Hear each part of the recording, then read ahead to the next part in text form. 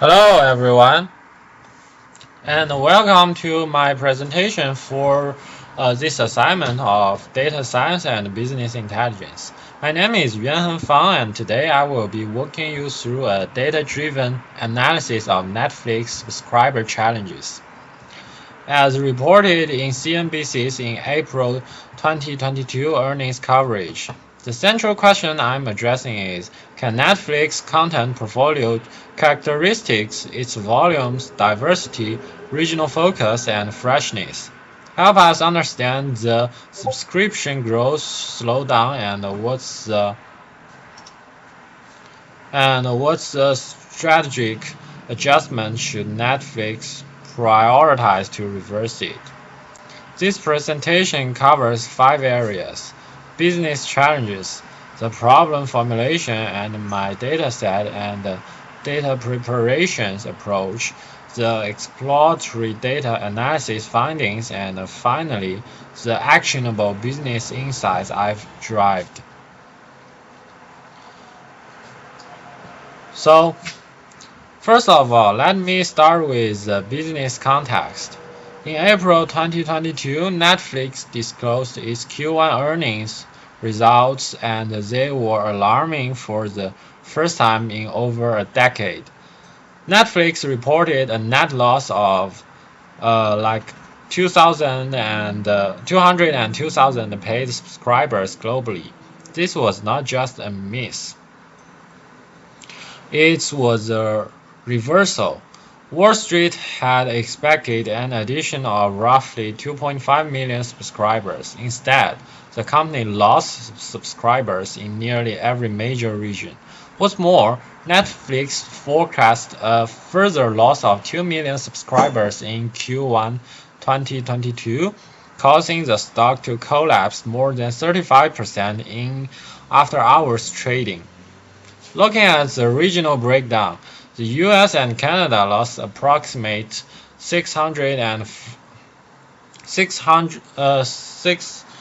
40,000 subscribers. Europe, Middle East, and Africa saw a drop of 300,000, and Latin America declined by 350,000. The one bright spot was the Asian Pacific region, which added over 1 million new subscribers. Netflix identified the several contributing factors: intensified competition from Disney+, HBO Max, Apple TV+, and others. Password sharing with an estimated 100 million households accessing the Netflix for free, market saturations in mature markets like North America, and rising inflation reducing the customers' discretionary spending. The loss of the Russian market following the invasion of Ukraine, and these challenges together paint a picture of a company at a strategic inflection point where explosive growth is behind them and a more difficult competitive market lies ahead. So, the business challenges are clear, but to be useful as a data analyst, I needed to translate them into something measurable and analyzable. I framed the data-driven problem as follows. Can Netflix content portfolio, its volume, diversity, regional focus, and freshness explain the observed subscriber growth patterns across the market? And what content investment levers should Netflix prioritize to reverse the decline?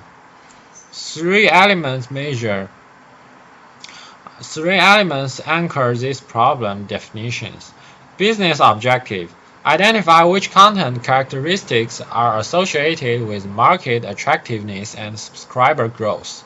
The target variable: catalog size, diversity, and freshness as proxies for content's appeal. Stakeholders: CEO, chef, content officer, regional VPs and investors relations. Why content data? Because Netflix's core product is its content. If we can identify structural weakness in content portfolio relative to markets experience the greatest loss, we can generate actionable strategic recommendations. For this analysis, I use the Netflix movies and TV shows dataset, a publicly available dataset containing approximately 8,800 titles with variables including show type, country of production, data added to Netflix, release year, content rating, genre, categories, and durations. This dataset is directly relevant for 4 reasons. Content volume and growth trends reveal how aggressively Netflix has invested in its catalog over time.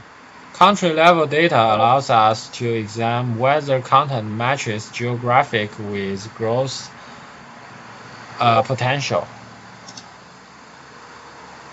Genre and rating data gives a view of audience targeting breadth. Content freshness is a proxy for catalog quality and competitive differentiation. One important limitation this dataset does not only include subscribers counts or viewership data, so the content characteristics serve as proxies for catalog attractiveness.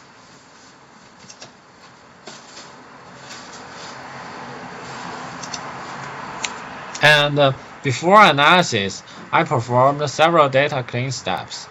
I cleaned the missing values, which include over 30% of missing filled with unknown, not a key analysis variables. Cast, which over 10% meetings filled with unknown, and the country about 9% mission filled with unknown, and data added smaller than 0.1% of missings, rows dropped and needed for time series. And the feature engineering is data pricing, converted text data to date time, extracted year and month, durations extractions, placed movie durations and TV show season into separate numeric columns. Freshness lag, year added minus a release year. Key variables for freshness analysis. Primary genre and primary country. Extracted first value from comma separated fields. And duplicated removal. So here is my EDA findings. So the first finding is content composition. About 70% of Netflix catalog is movies and 30% is TV shows. However, TV shows additions have accelerated since 2016, along with Netflix strategic pushing into original series, which drives deeper engagement with lower CROM. And the finding 2 is catalog growth trajectory. The Netflix saw explosive content growth from 2015 to 2019 and peaking around 2019. After that, additions plateaued. Coinciding with rising competitions, Netflix may no longer be widening the content gap with competitors as aggressively as before. And finding 3 is geographic concentration. The United States accounts for the largest share of catalog by a wide margin. India is second, followed by UK, Japan, and South Korea.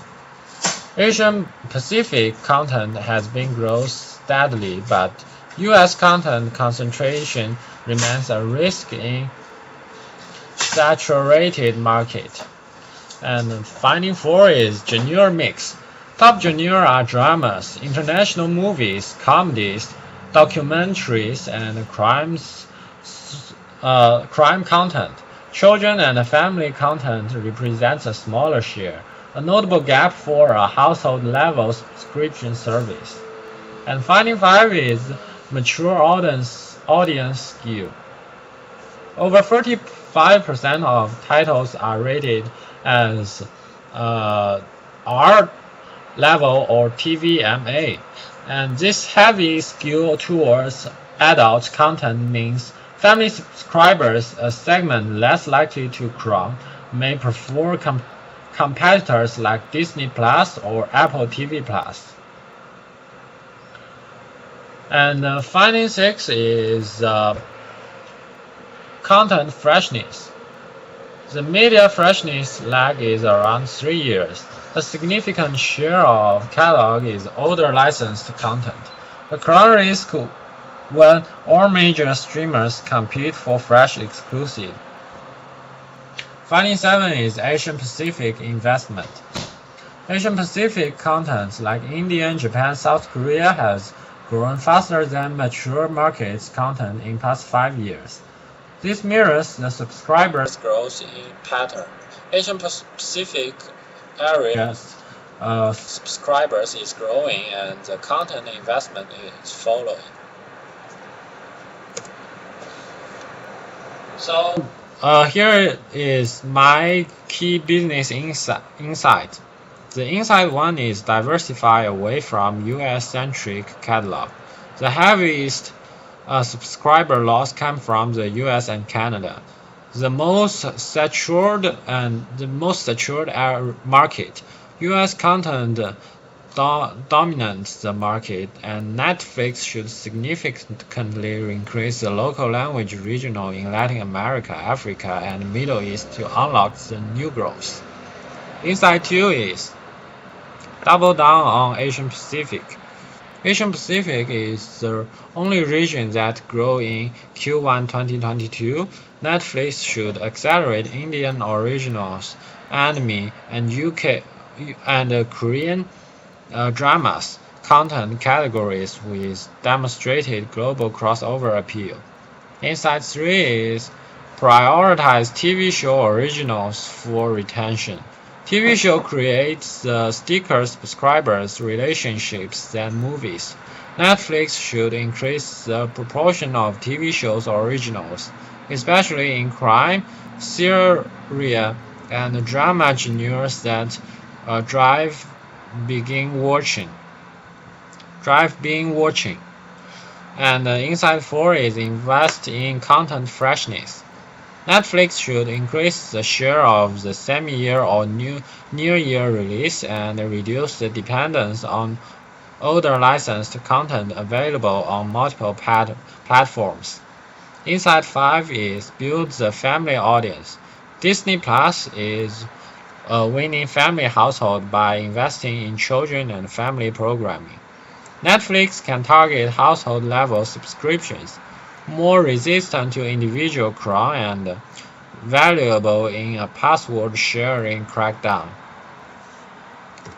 To summarize, Netflix subscriber decline is a multi-faced challenge, but the content portfolio data reveals a clear strategic gaps: geographic concentration, content staleness, mature audience skew, and under-investment in Asian Pacific and family segments that are directly actionable. The overarching recommendation is for Netflix to shift from a volume-first catalog strategy to a quality-first, regionally diversified audience inclusive content investment strategy with Asian Pacific and family content as two highest priority growth levers. That's all. Thank you.